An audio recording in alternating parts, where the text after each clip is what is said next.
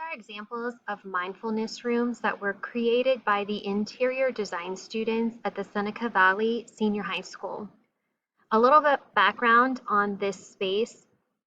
It's needed to be used as a conference space during the morning hours and on in-service days for teachers, but it is also the intention of the administration of Seneca Valley to turn this space into a mindfulness room for students who are seeking some quiet space for mindfulness practices, meditation, and reflection. This room is attached to the senior high school's library, and that's why there are so many doors leading to closets, to separate conference rooms, and into the library itself. This entrance over here leads out into the hallway. You can see some things that were included in this mindfulness space are some untraditional seating along this wall with some plants and some fairy lights to delineate the space.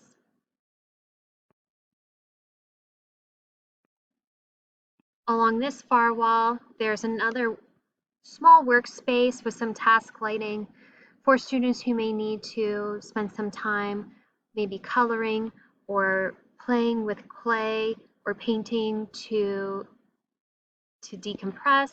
There's some yoga mats included.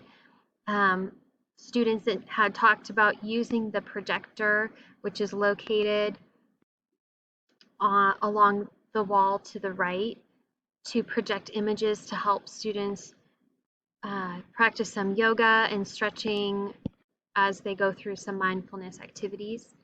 You can see another sitting area with some more fairy lights to delineate the space, an area rug, some storage, and some art on the wall with some additional task lighting.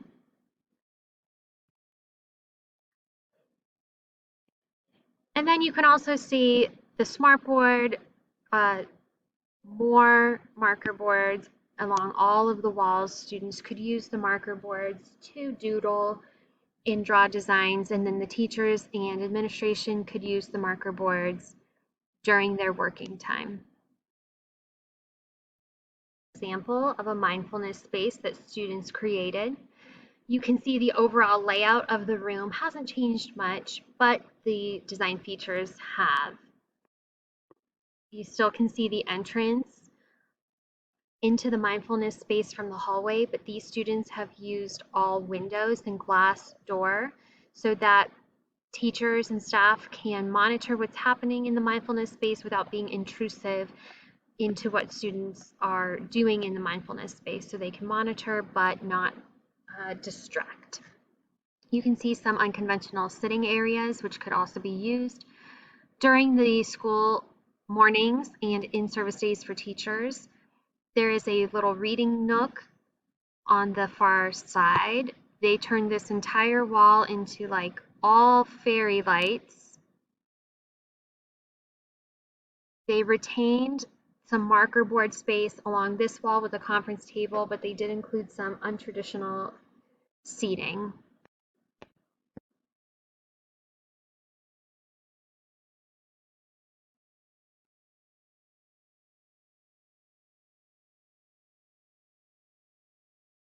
Here we have some chalkboard art.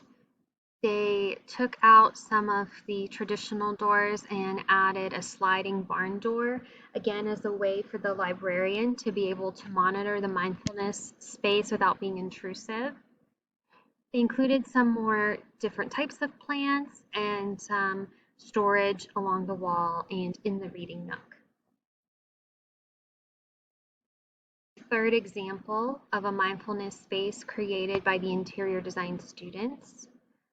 You can see that they created a workspace for teachers and staff by using a lot of seating that could be moved out of the space. They did retain some bulletin boards, a projector screen. This particular group said that they would have turned the projector so that it was along the different wall. And then you can see the marker board space there. Here's the entrance from the hallway where they added a glass window and some plants. You can see they use some cube storage to delineate the space and divide the mindfulness space and the teacher workspace. They included some unconventional seating and some art to help students feel like they are more in a more natural setting.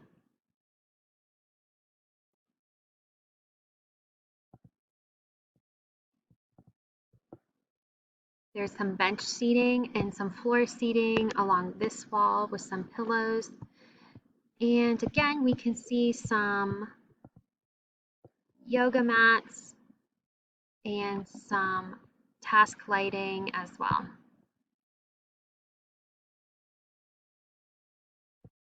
In this space, you can see students included some tables that are uh, whiteboards on top so students could use them as workspaces and teachers could use them as workspaces. They have a corner for some work with some beanbag chairs to sit in. They did retain the projector screen, and instead of using conference tables, they added some furniture to give a more home-like feel. Here we have a hammock chair. We can see the marker board still along the far wall.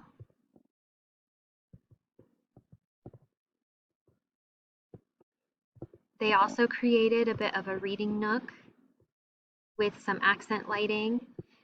They retained the desk with the computer because that does control the projector, and there was discussions about using the projector to play mindfulness exercises or yoga stretches. Here we also have some examples where the students eliminated the big conference tables and included some more furniture that looked more home-like. You can see some tall pub height tables with some seating here, some task lighting. They added beanbag chairs. This particular group talked about adding some kind of tea bar or coffee bar here where students could come in and make themselves a nice warm cup of tea as they relax.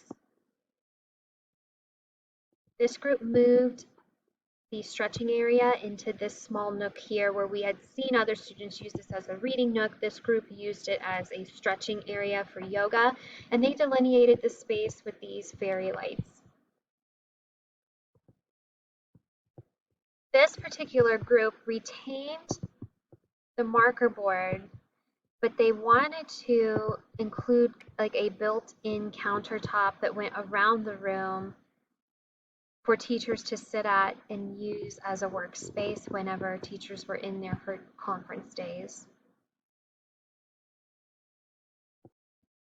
This last room, students really took a lot of time to give this space a more home-like feel. So you can see they switched out all of the doors to something that would be more residential. They included the window here so teachers passing by can view into the space. They provided teachers with tables and chairs that can easily be moved around and taken out of the space and stored in one of the closets when they're not in use. They have some more untraditional, unique seating. And if we scan to this side of the room, again, we can see a couch with a coffee table. There's the projector screen with the marker board behind it. They did include these kind of cocoon egg-like chairs in this corner that create a small conversation area.